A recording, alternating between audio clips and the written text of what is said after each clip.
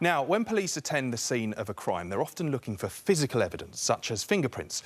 But these days, digital information on devices like laptops or mobiles can be just as important. It can also be very difficult to preserve. But a new online training tool could soon give officers a helping hand. It's been developed by Paddy Tomkins, a retired Chief Constable from Lothian and Borders. Hello, Paddy. Now, we've set up a bit of a crime scene here in the corner of our studio, but this is typical of, say, a modern-day flat. We've got a laptop, we've got a mobile phone and a router in the corner. But these are all things that could potentially have a lot of evidence that needs preserving. Absolutely, and as you said, the universal presence of digital devices such as these days means that a crime scene can be continually changing, even if it doesn't look like it. Evidence is embedded in things like texts, emails, online accounts, social media and so on.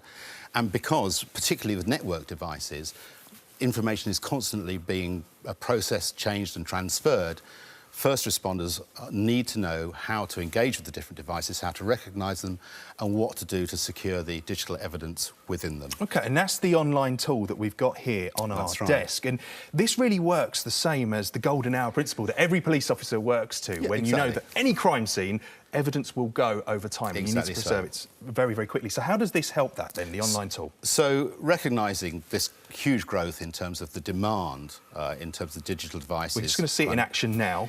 We have been working with Police Scotland and the University of Abertay in Dundee, who are world leaders in game technology, to develop what's effectively a simulator for individual officers. It's a 3D environment an officer can engage with assets in it. We're just seeing now, because on this 3D simulation, they've gone in, you've found a tablet computer in this situation that's on the side, and it actually gives instructions as to how best preserve that, because that is so vital that a lot of officers wouldn't know. Yes, exactly. The scenario allows, as you say, it's real-life scenario, real challenges, allows the officer to make decisions and then gets feedback about the decision, right or wrong. So it's experiential learning by doing. And this is already being piloted up in Scotland? That's right. 90 officers in Police Scotland and some officers from our colleagues in British Transport Police.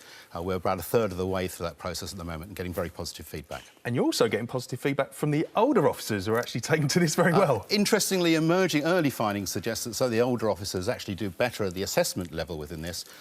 Might be because they're reading the instructions more carefully. I don't know. It could be. It's a fascinating tool, Paddy. Thank you so much for coming in and showing us. Policing never stands still, that's for sure.